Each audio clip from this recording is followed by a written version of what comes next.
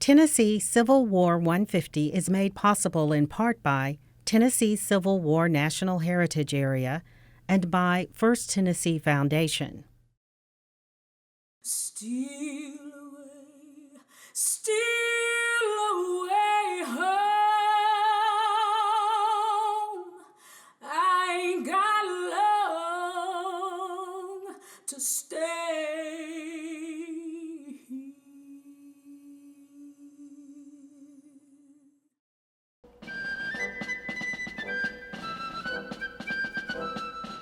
One month before General Lee's surrender at Appomattox and the end of the Civil War, a crowd gathered in front of our nation's capital for the second inauguration of President Abraham Lincoln. Lincoln, a Republican, had chosen Southern Democrat Andrew Johnson as his vice president, symbolizing the approaching restoration of the Union. Johnson, a former senator and slave owner from Tennessee, had spent the last 3 years as the state's military governor.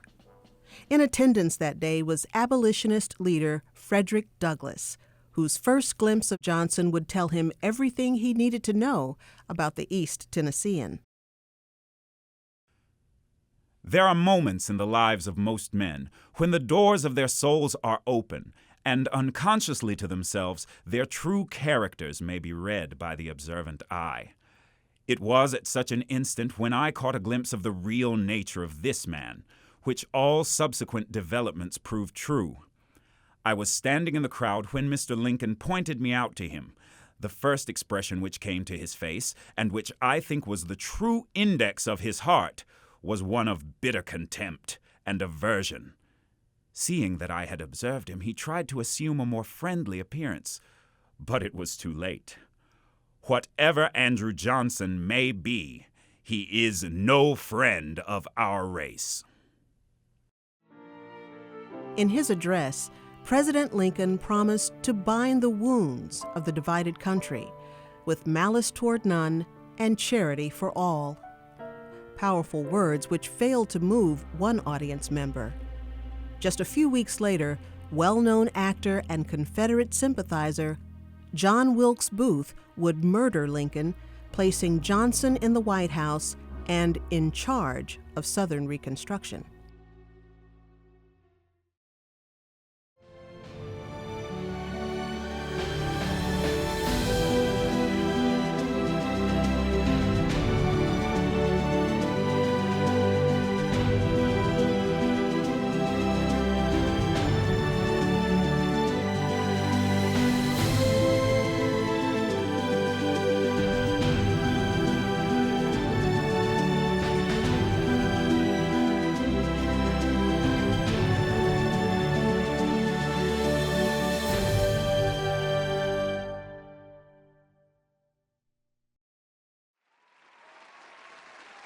I will be your Moses and lead you through the Red Sea of war and bondage to a fairer future of liberty and peace.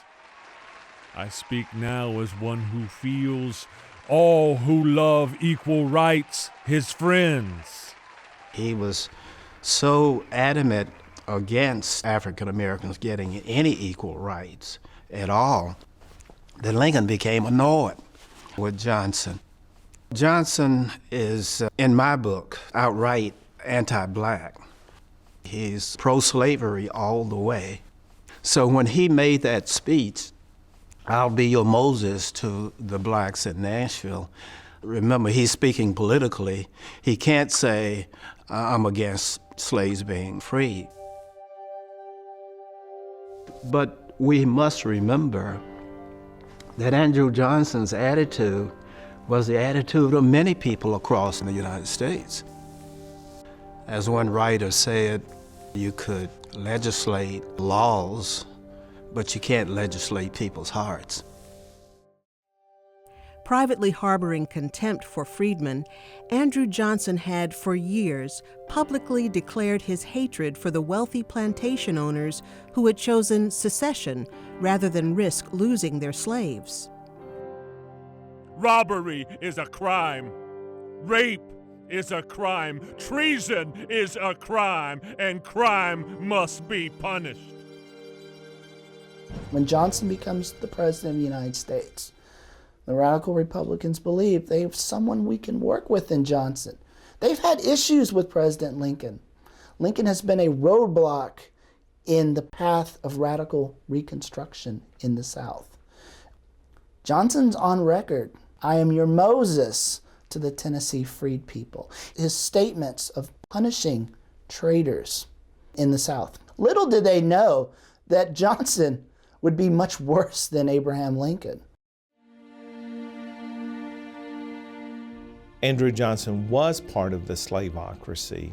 He wasn't a major plantation owner, but he owned slaves. Their world was based on that premise.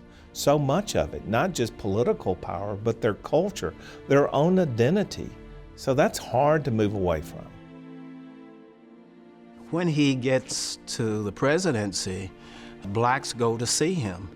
Frederick Douglass, 6 or 7 are black delegation, and they visit Johnson, and Johnson is sitting there looking all mean and mad because these Negroes would dare, come and question him about, what are you going to do about black Reconstruction?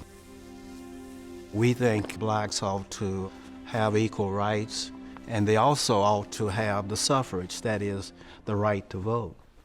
And Johnson looks at them and says, well, we're not going to uplift the black man before we uplift poor whites in this country. And he's particularly angry when the issue comes about giving blacks equal citizenship, because he's arguing, well, we've got all these whites coming in as immigrants, and they were pouring in, who've got to wait 7 years before they can become a citizen. And you're asking the country just to grandfather in 4.5 million slaves and free Negroes, and they don't have to do anything, they just automatically become citizens. So he was totally against that, and Johnson would try all he could to impede that. Douglass interrupts him. Johnson is angry. He said, well, we see where the president stands, so we'll go to the people. And Johnson says, well, you go to the people. I understand the people too, he's very angry. And so after that, black Reconstruction is going to be different, because blacks are going to have to go around Johnson, and they're going to go directly to Congress. After Douglass and the black delegation left, Johnson says to one of his colleagues, that so-and-so Frederick Douglass, he would as well cut a white man's throat as anything. So Johnson was determined that they were not gonna rise faster than the poor white man rose.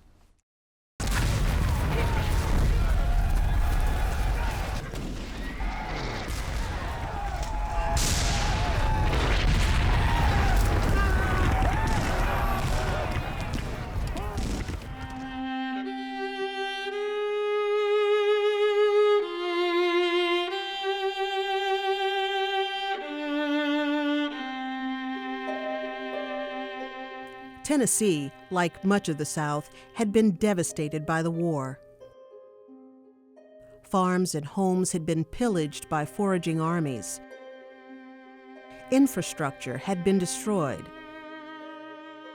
Thousands of fathers and sons would not be returning home, while thousands more would never be the same. Shaken to its very foundation, the Southern economy, based primarily on the enslavement of millions of African Americans, had been crushed, and difficult questions arose from the ruins. How do you deal with this huge population of people who are saying to the nation, we're not going to be slaves? Economically, how do you reconstruct the South? And you can't do that unless you have a stable labor system, unless you have some way of getting the crops in and getting the production restarted. You have this agency, the Freedmen's Bureau, that's created, the Bureau of Freedmen, Refugees, and Abandoned Lands, and that describes everything that they're responsible for. It's created to try to figure out, what do you do with the freedmen? How do you introduce this free labor system into the South, and how's it going to work? And again, nobody really knows.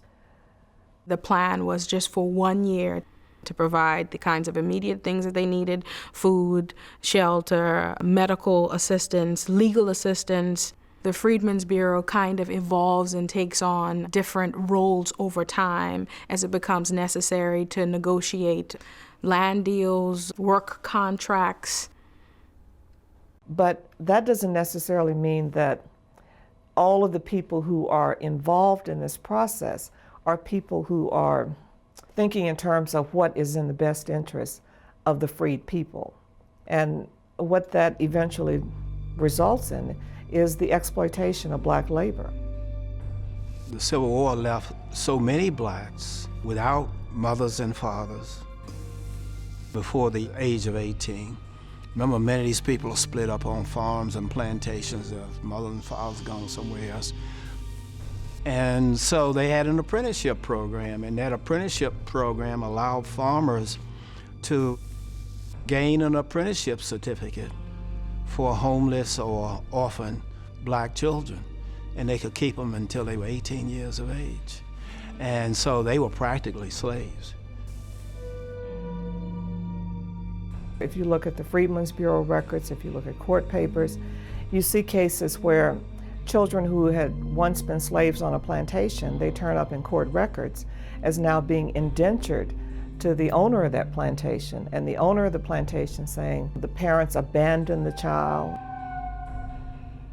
That could mean a lot of things. You see some cases in Memphis, again, where fathers return from the military to discover that their children have been indentured to their former owners. You see women who have no other way of supporting themselves other than remaining in the countryside. And even if they come to the city, that's no guarantee that they'll be able to remain in the city. Many of them were forced back to the rural countryside. So here's a woman who is poor, who has to work on a plantation, who is forced to sign a labor contract, sometimes by the Freedmen's Bureau. Far from perfect, the Freedmen's Bureau was understaffed and underfunded, but managed to ease the transition to freedom in a number of ways. Perhaps its most enduring gift to Black America was the establishment of schools. The newly freedmen really wanted education. They had a thirst and a desire that was unparalleled up until that time. Some of the first institutions that develop are the schools and the churches within these communities. People valued education as a way of getting ahead, as a way of preparing them for the future, as a way of maybe making sure that the life that you're going to live in the future is not the life that you've lived for so long. We shall be heard before Congress and before the legislature. We want the rights guaranteed by the infinite architect. For these rights we labor. For them we will die. We have gained one, the uniform. We want 2 more boxes besides the cartridge box, the ballot and the jury box. We shall gain them. One thing that really propelled the quick formation of political organizations among African Americans, people forget that there were free blacks in numbers in Tennessee before the Civil War. Now, they weren't in huge numbers, just in the hundreds, but that gave you some basis to start thinking politically. These people had been thinking politically. They had been their own independent actors. These weren't guys being led by someone. They knew what they wanted to accomplish as new citizens of the United States. As freedmen demanded new rights, former masters lamented the loss of theirs. Ex-Confederates, the overwhelming majority of Tennessee voters, had been disfranchised, effectively banning rebel soldiers and sympathizers from the electoral process. During the war, Confederates had made the lives of anti-secessionists a living hell.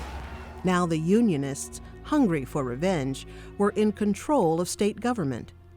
no one was surprised when they chose a sharp-tongued East Tennessee preacher turned newspaper owner to become governor.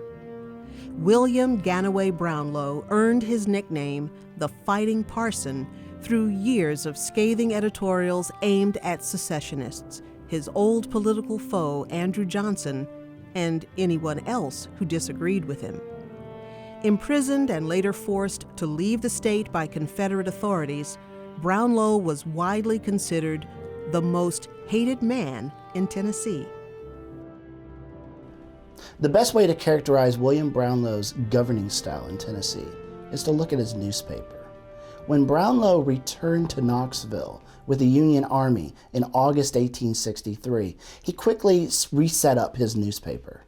And when his first paper rode off the press in November 63, it was now titled Brownlow's Knoxville Whig and Rebel Ventilator, which reflected his editorial strategy. Let them be punished. Let them be impoverished. Let them be slain. After slain, let them be damned. The Civil War and Reconstruction in Tennessee is a story that's rich in irony. Tennessee was exempted from Lincoln's Emancipation Proclamation out of fear that it would collapse the Unionist coalition because of the abolishment of slavery, which was very unpopular among many Unionists. And yet, Tennessee was the first among the Confederate states to abolish the institution of slavery, nearly 7 weeks before the collapse of the Confederacy. There was no controversy in Tennessee about going ahead and freeing the slaves in early 1865. The problem became for Tennessee, now that the war is over, how do we come back together? The ex-Confederates cannot vote, but in the State House you have two different groups of Unionists. You have the radicals who want to punish the ex-Confederates for all of the damage of the war and make sure that they are never allowed to return to power. And then you have these conservative Unionists who are determined to put the war behind them and bring the state back together as peacefully as possible.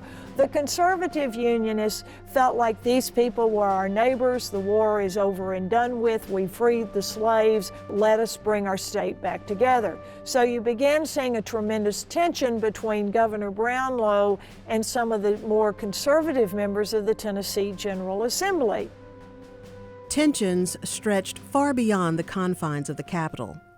Former rebels, furious about the rising power of radical Unionists and former slaves, resorted to the same type of guerrilla vigilantism common during the war. Several terrorist bands formed across the South. However, none would achieve the size or infamy of the Ku Klux Klan. Formed in Pulaski, Tennessee by 6 former Confederate officers, the Klan would grow in numbers and ferocity as freedmen attained more rights.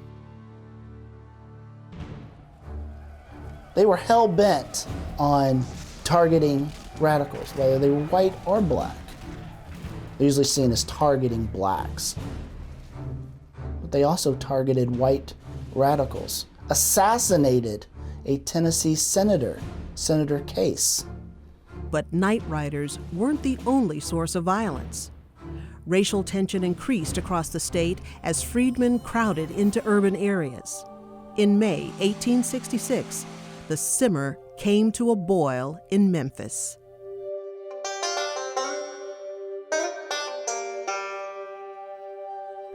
You've got unreconstructed Confederates and black soldiers who are being mustered out of the Union Army through Fort Pickering, which was the Union fort here.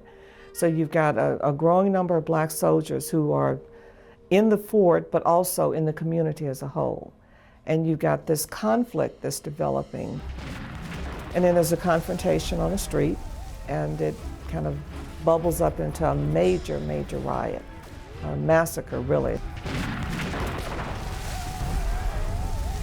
The overwhelming number of victims of robbery, murder, rape, everything in the city during that 3-day period is African American. In the course of the riot, of course, every black church building or school that had been built is burned. Many black businesses that are beginning to start, they are destroyed. So it's very clear that this is not just a fight between two groups. There's a political thing that's going on here. There's this feeling that this black community is emerging. Now we have to suppress it. Leaving 48 dead, 46 of whom were black, and more than 100 injured, the Memphis riot was a wake-up call to radical Republicans in Washington. Fed up with Andrew Johnson's lenient restoration policy, Republicans had begun exercising their power to override presidential vetoes of civil rights legislation. Presidential Reconstruction was giving way to congressional or radical Reconstruction. Congress proposed another amendment, the 14th Amendment, which said that all people are protected by the due process of law. And this 14th Amendment essentially guaranteed African Americans their rights as citizens, and Congress took over Reconstruction. They weren't willing to just restore the Union. Congress wanted to rebuild their whole political structure. That was totally contrary to Andrew Johnson's views of how the South should be brought back into the Union. Back in Tennessee, the Fighting Parsons saw things differently. Willing to do whatever it took to return his state to the Union, he made passing the new amendment a priority. This would pit him against his fellow East Tennessean and now president for the first time since the rebellion began. For nearly 30 years, Brownlow and Andrew Johnson were political rivals, but their loyalty to the Union trumped any other disagreement. During the war, they joined forces against secession. With Tennessee's restoration within reach, however, Brownlow had no qualm about angering the man he used to refer to as Toady Johnson. It's a showdown between Governor Brownlow and President Johnson. When the amendment came to the floor in the General Assembly for ratification, for a vote, Tennessee's conservative legislators skipped town. All that was left were the radical Republicans, and thus we have a problem: no quorum in order to take a vote on the 14th Amendment. Governor Brownlow had the sheriff of Davidson County arrest the conservative legislators. The sheriff was able to locate 2 conservative legislators and brought them back to the General Assembly, where they were kept under lock and key. A quorum was now established, although they were not allowed to vote. After the 14th Amendment was ratified by the General Assembly, Governor Brownlow wired the clerk of the United States Senate to declare, "We have fought the battle and won it. 2 of Andrew Johnson's tools not voting. Please give my regards to the dead dog of the White House."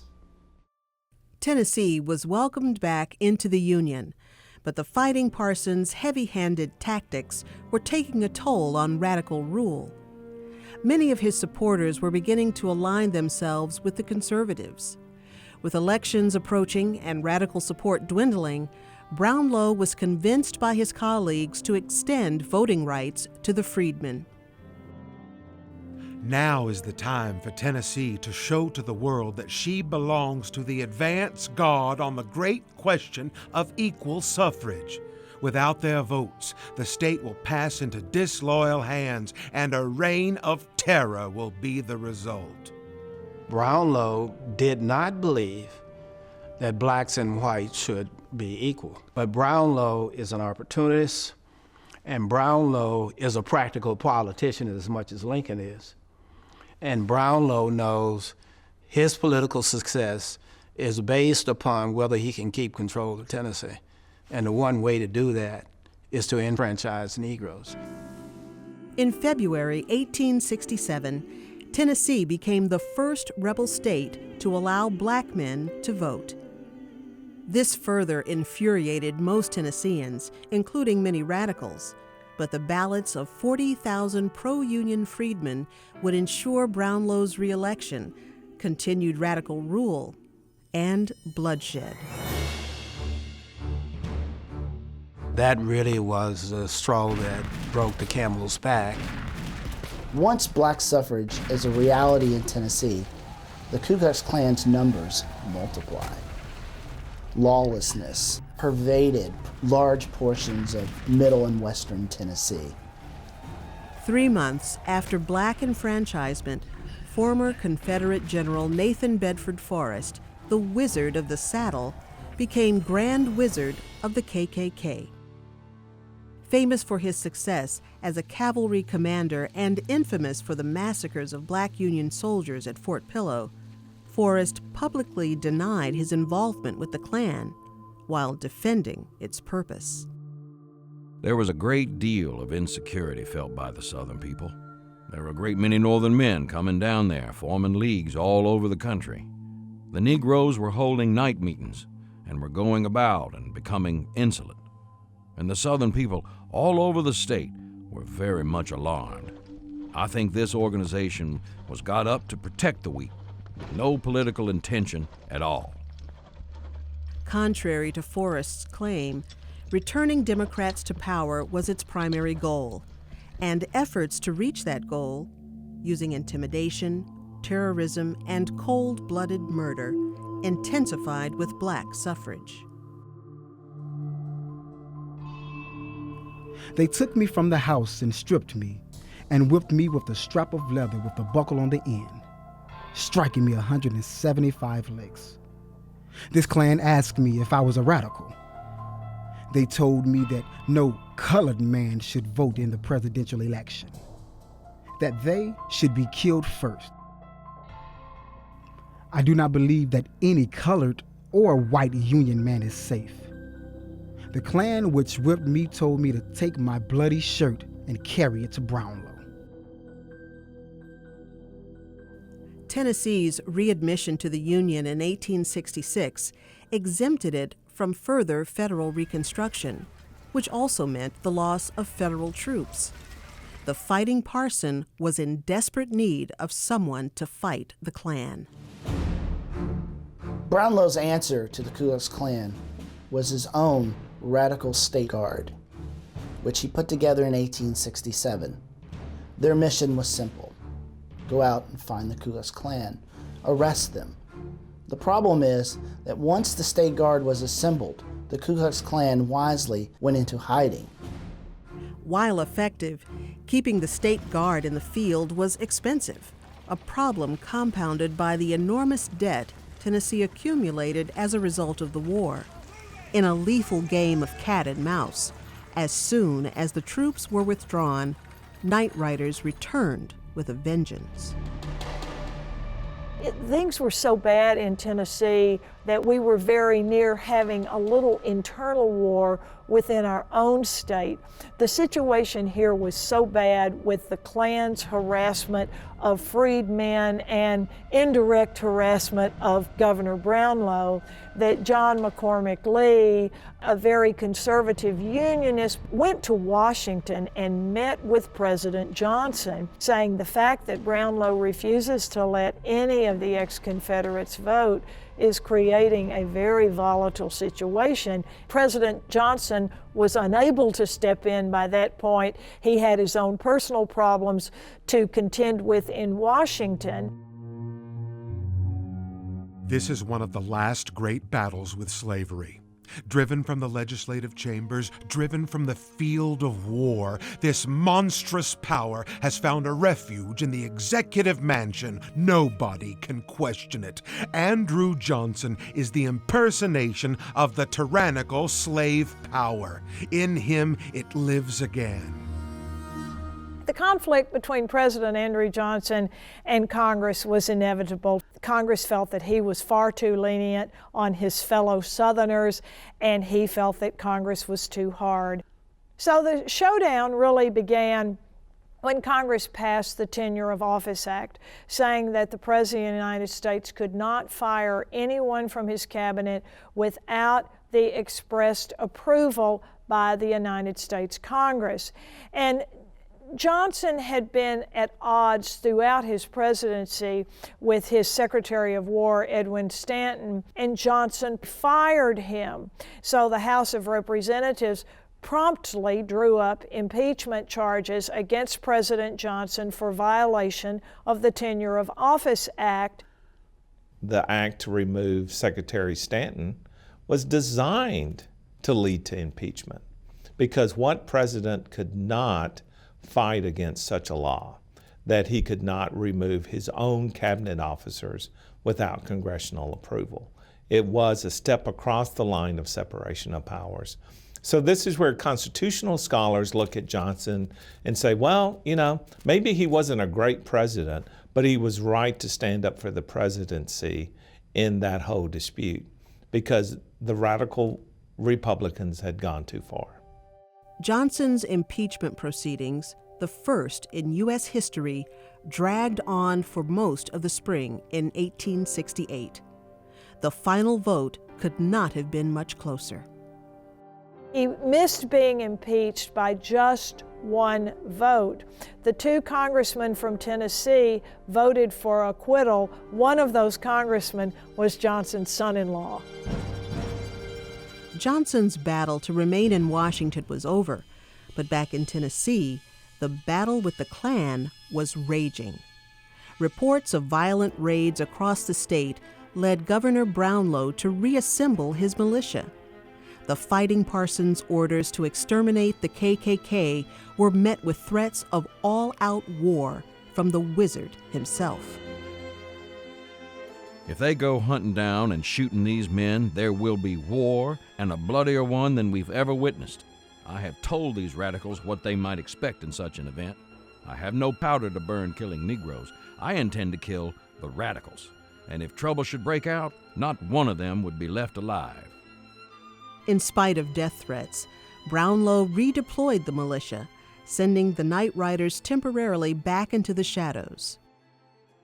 Midway through his second term as governor, the Fighting Parsons set his sights on a new goal: transitioning to the national political arena as a U.S. Senator. Brownlow's shift to the Senate shocked a lot of people because, well, he had fought so hard as governor and he'd said he was willing to give his life for the cause and taken such radical steps himself. But I think he could see the handwriting on the wall. His own support within the Republican Party in Tennessee had faded because of some of his extra-constitutional actions.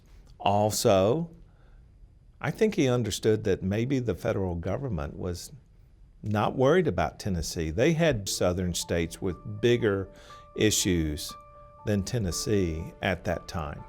So the General Assembly was quite happy to elect him to that position, and our Speaker of the Senate, DeWitt Center, became governor of Tennessee. The new Republican governor took the reins of a party that was tearing itself apart.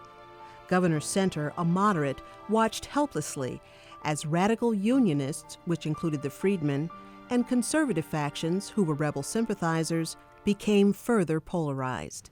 As Center's campaign for re-election geared up, the infighting erupted in May of 1869 at the Republican Convention in Nashville. Tennessee's radical Republicans became the laughingstock as these reports of delegates throwing punches, pistols being drawn. News of the mayhem would pale in comparison to reaction of Governor Center's address to the convention. After discussing his vision for a post-Civil War Tennessee, Center then turned to the issue of the day and dropped a political bomb as he announced that he was now in favor of universal suffrage, extending the right to vote to the former Confederates. He needs the conservatives in order to beat the radicals. That's the key to winning the governorship in Tennessee. And here we get the process of Center ensuring his election. He begins removing Brownlow-appointed commissioners of registration. One of Center's appointees is John P. Bogner, who has a checkered past. He is Acknowledged as a Unionist during the Civil War, but he's also known for having Confederate sympathies as well. You start getting letters from people in Shelby County to Governor Center saying this guy is a Confederate. And what's he doing? He's giving the right to vote not only to conservatives, but he's also giving the right to vote to former Confederates. And that's what started happening with these conservative commissioners. They started extending the right to vote to the former Confederates, and we get William versus Bogner. And in the Supreme Court, a court of Brownlow-appointed justices, they find in favor of Governor Center. Center, as governor, has a right to appoint his own officials. This was a power that Brownlow and Brownlow's legislature had given Brownlow. So not only is Center using the election machinery that radical Republicans created for Brownlow, he's also using powers that Brownlow's legislators gave him. Once Williams versus Bogner comes down in favor of Center, we begin to see a wholesale removal of any remaining Brownlow-appointed commissioners of registration. And so now we see Tennessee Confederates flocking to the Commissioner of Registration's office for a certificate. And there are reports coming into Center that there are as many as 1,000 to 2,000 rebels getting certificates a day. Governor Center had opened a political Pandora's box, and former rebels swarmed the polls on Election Day. The rebels are jubilant, insolent, and overbearing. The elections in this end of the state will all be carried by force and fraud for Center. What is to become of us? Even after the August 1869 election, when Governor Center is reelected and Reconstruction is collapsing in Tennessee, Tennessee radicals don't give up hope. They still believe that the Republicans in Congress in Washington will overturn this election. They believe President Grant will invalidate the election returns. And so we have a race to Washington right after the election. But President Grant can't be found in Washington. He's in New York City. And so when the Tennessee radicals leave Washington to go up to New York City to have a conversation with President Grant to see what the president can do, will he intervene in Tennessee? Who do they find there? Governor Center has already arrived in New York City, and he's having a conversation with the President Grant. In this private closed-door meeting with the president, Center reassures Grant that Tennessee has been thoroughly reconstructed, that there was no election fraud in Tennessee. There are no more rebels in Tennessee.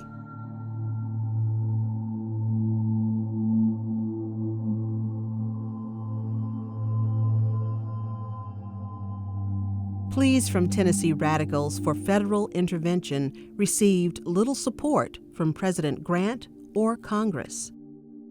There would be no rescue for Reconstruction. Back in the state capitol, redeemed Confederates wasted little time erasing Parson Brownlow's legislation. So with the ex-Confederates now voting and coming back to Nashville to the General Assembly, one of the very first things that took place was a rewriting of the state constitution. A constitutional convention was held. The Constitution was written to be heavily in favor of the ex-Confederates. And at that point, James C. Napier, a Nashvilleian who was an African-American lawyer and businessman, went to Washington with a delegation of other African-Americans from Nashville to plead with President Ulysses S. Grant to send troops to Nashville to protect the African-Americans. Mr. Napier saw that the voting rights were soon going to dissipate and be taken away, and he wanted Tennessee to be put under military reconstruction as the other 10 states of the Confederacy had been. Why did Congress intervene in other southern states but never in Tennessee? And that's because Tennessee had been readmitted to the Union. No one in Congress believed they had the authority to do so now that there was a loyal, functioning civil government in Tennessee. Tennessee's Reconstruction experience should have served as a warning to the radical Republicans in Washington, D.C. If radical Reconstruction wasn't going to work in Tennessee, in a state that had a sizable unionist coalition, radical Reconstruction wasn't going to work anywhere in the South. The war-weary nation was eager to close what had been the most painful chapter in its young history. Turning its gaze westward, America turned its back on its most vulnerable citizens. Promises of new rights, new freedoms, would have to wait for nearly 100 years. The freedmen's brief moment in the sun was fading and would soon set across the South. In revising the Constitution, they put in a lot of racial things in there. Poll tax, anti-miscegenation, Jim Crow stuff went into the 1870 Tennessee Constitution that was allowed by the federal government.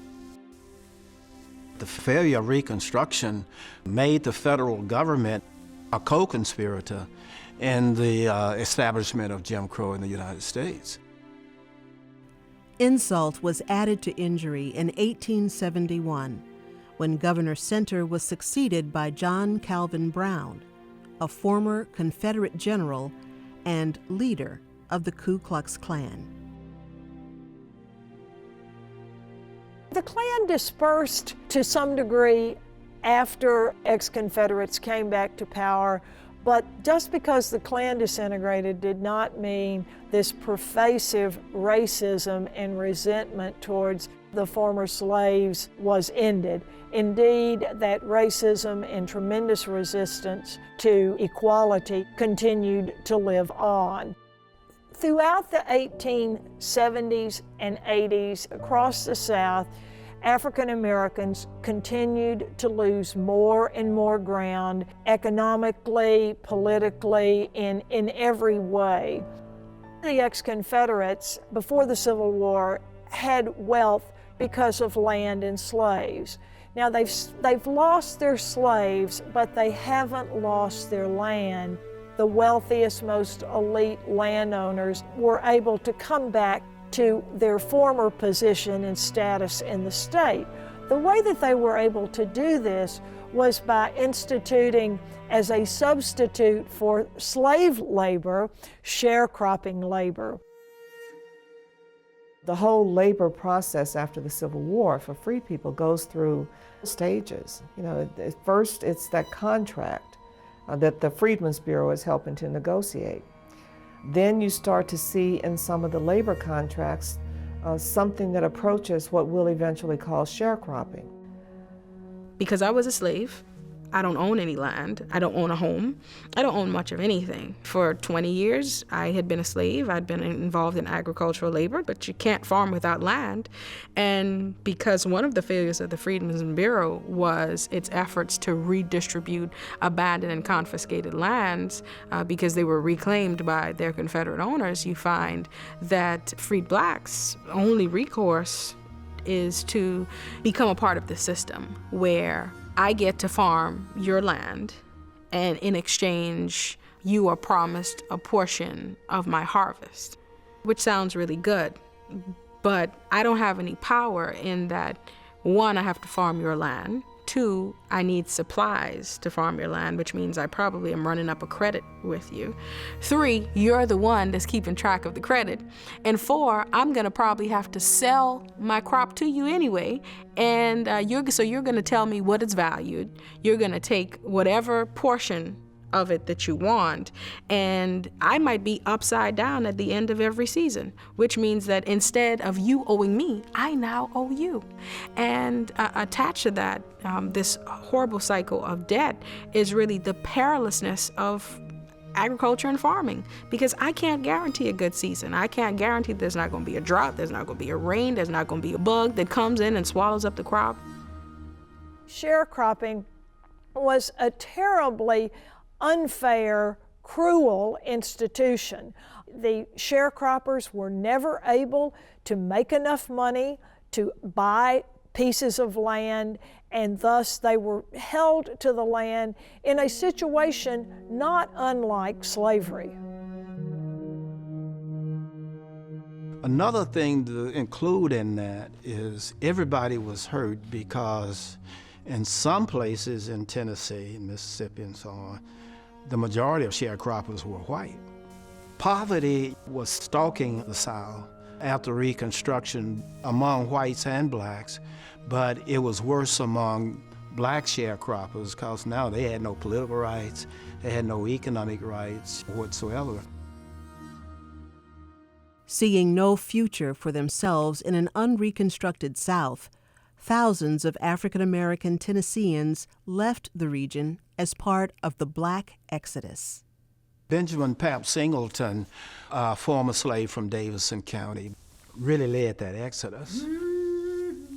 He says to the former slaves, especially in the Nashville, Middle Tennessee area, why should you stay here and be a sharecropper and live on the same plantation where you were a slave?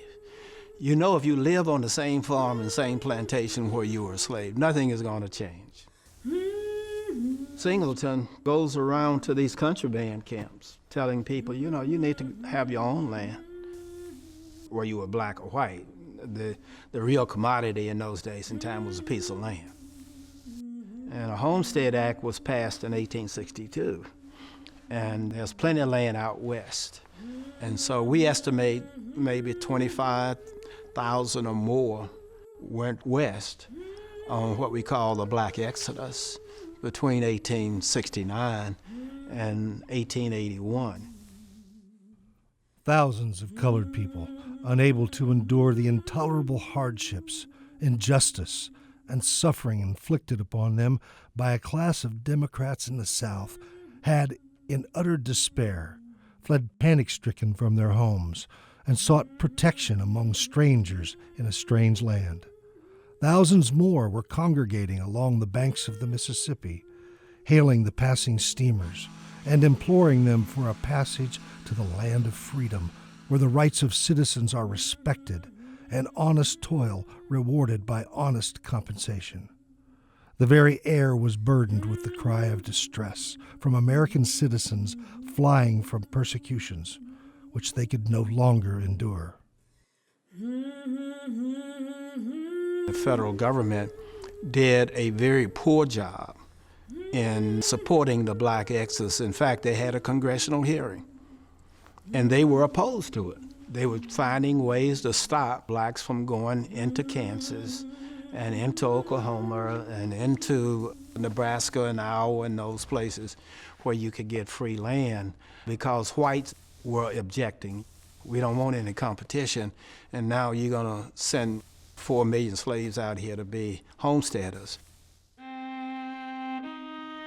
We regard this attempt to transfer a people without means and without intelligence from the homes of their nativity as injurious to the people of the South and injurious to the black people themselves. All the attempts of legislation, inflammatory appeals of politicians and newspapers, the misdirected philanthropy of certain classes of citizens, and all other influences to disturb the equanimity of the colored people of the South and to make them discontented with their position, are doing them an incalculable injury, to say nothing of pecuniary losses inflicted upon Southern communities. Congress, having enacted all the legislation for the benefit of the colored people of the South which it can enact, place these people upon a footing of perfect equality before the law. The sooner they are taught to know that their true interest is promoted by cultivating the friendship of their white neighbors instead of their enmity, the sooner they will gain that friendship. And once fully attained, there is nothing to bar the way to their speedy civilization and advancement in wealth and prosperity. They should have supported it rather than opposed it. And if more African Americans could have been independent, and that is by being landowners, then the post-Reconstruction history probably would have turned out differently.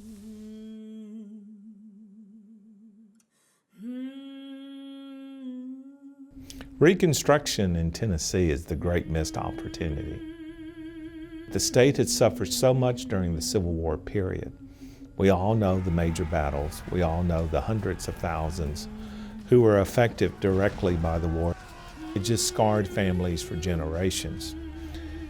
They did have a chance to maybe envision a different future and to move forward, but the state wasn't ready for it, just like the nation wasn't ready for it, because that would have called for really thinking about what white supremacy meant in a former slave society, and people were not ready to go that way.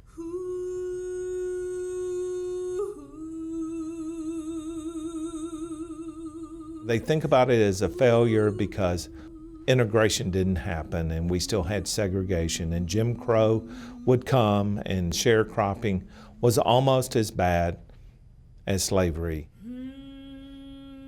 Consider that phrase, almost as bad. It's not slavery. It's economic peonage, but it's not slavery. And yes, I think as a state and a nation, we missed a chance to move forward quicker, but it wasn't in the cards. But did African Americans focus just on what they didn't get? No, they focused on what they had. And they did have this sort of new breath of freedom. And they were not slaves anymore, and they could start to build their own institutions, and they did. I mean, certainly there were philanthropic societies and missionary groups helping African Americans start things, but that's all they did to help them start, to sustain them, to grow them, to become neighborhoods, communities. Black communities began to gather their resources together and to provide services. You have churches, black congregations that are separating themselves from the white congregations that they had once been a part of and organizing or setting up their own independent black churches.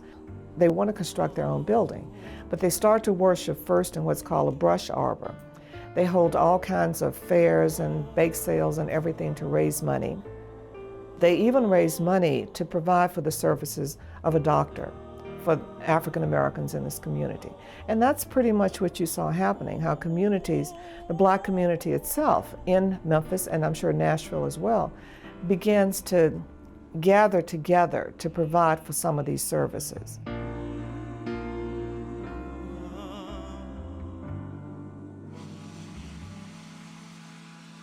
I always look to the community of Orange Mound, Tennessee. Now, folks who lived there in Orange Mound in 1860s, they weren't even a person. They were 3/5 of a person according to the Constitution. In 1870, well, they were a person now with freedom, maybe not full civil rights at all, but opportunity. And by 1890, they had built there in Memphis the state's first all African American neighborhood, designed by African Americans, lived in by African Americans who were not renters, they were homeowners. They had started down that path.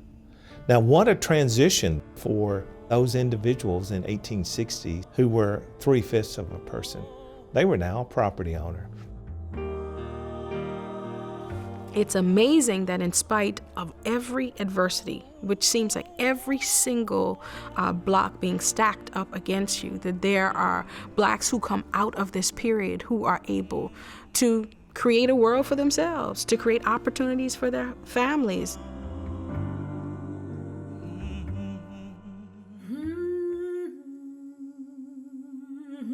It was certainly a time of challenge. But let's look at what was created. When you consider the primacy of some of these universities, such as Fisk University, Lane College in Jackson, Lemoyne-Owen College in Memphis, these have produced thousands upon thousands of graduates who have affected and changed America. And then you think of the churches, and you think of the schools, and you think of all of these institutions that grew out of this time. Those are still the bedrock of our African American communities and neighborhoods today. That's where they go back to celebrate themselves, their families, their traditions. That's no mean feat being created in these terrible years of Reconstruction.